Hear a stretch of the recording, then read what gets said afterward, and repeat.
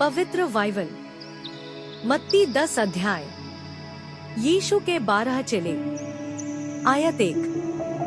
फिर उसने अपने 12 चेलों को पास बुलाकर उन्हें अशुद्ध आत्माओं पर अधिकार दिया कि उन्हें निकालें और सब प्रकार की बीमारियों और सब प्रकार की दुर्बलताओं को दूर करें। आयत 2। इन 12 प्रेरितों के नाम ये हैं। पहला शमौन, जो पतरस कहलाता है, और उसका भाई अंद्रियास, जब्दी का पुत्र याकूब और उसका भाई यूहन्ना। आयत 3। फिलिप्पुस और बरतुल्मै, थोमा और महसूल लेने वाला मत्ती, हल्फई का पुत्र याकूब और तद्दे। आयत 4। शमौन कनानी और यहूदा इस्करियोती जिसने उसे पकड़वा भी दिया।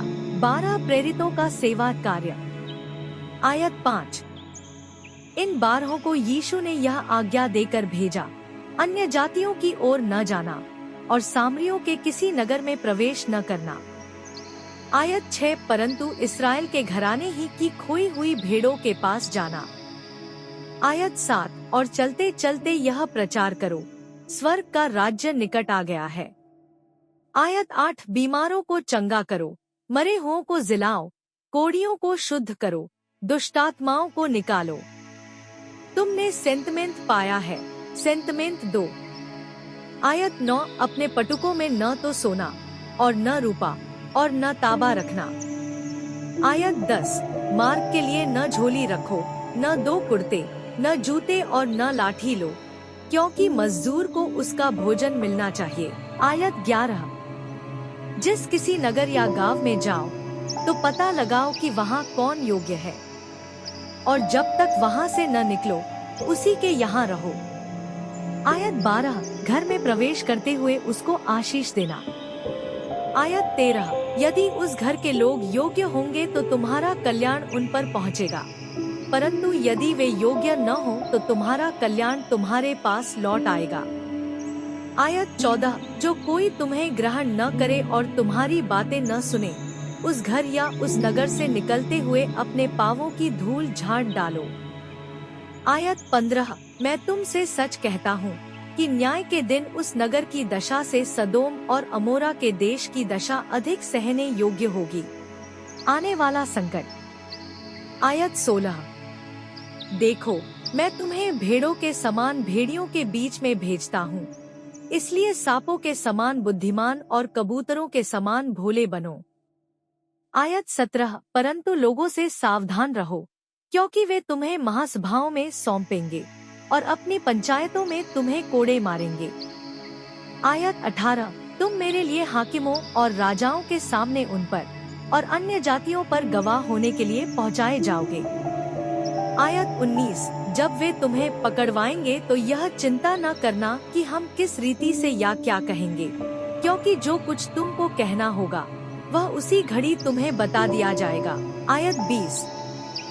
क्योंकि बोलने वाले तुम नहीं हो, परंतु तुम्हारे पिता का आत्मा तुम में बोलता है। आयत 21।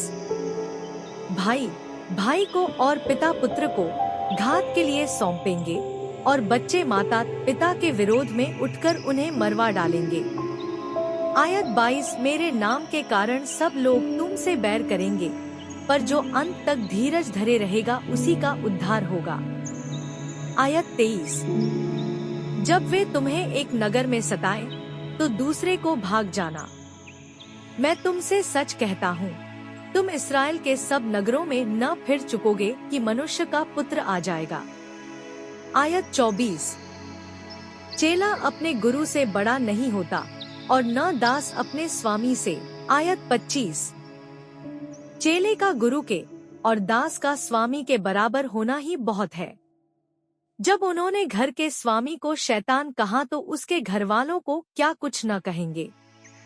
किससे डरें? आयत 26। इसलिए मनुष्यों से मत डरना, क्योंकि कुछ ढका नहीं जो खोला न जाएगा, और न कुछ छिपा है जो जाना न जाएगा।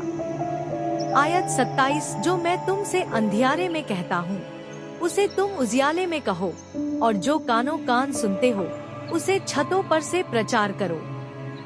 आयत 28। जो शरीर को घात करते हैं पर आत्मा को घात नहीं कर सकते। उनसे मत डरना, पर उसी से डरो जो आत्मा और शरीर दोनों को नरक में नष्ट कर सकता है। आयत 29। क्या पैसे में 2 गौरें नहीं बिकती? तो भी तुम्हारे पिता की इच्छा के बिना उनमें से एक भी भूमि पर नहीं गिर सकती। आयत 30। तुम्हारे सिर के बाल भी सब गिने हुए हैं। आयत 31। इसलिए डरो नहीं, तुम बहुत गौरैयों से बढ़कर हो। यीशु को स्वीकार या अस्वीकार करना। आयत 32। जो कोई मनुष्यों के सामने मुझे मान लेगा, उसे मैं भी अपने स्वर्गीय पिता के सामने मान लूंगा।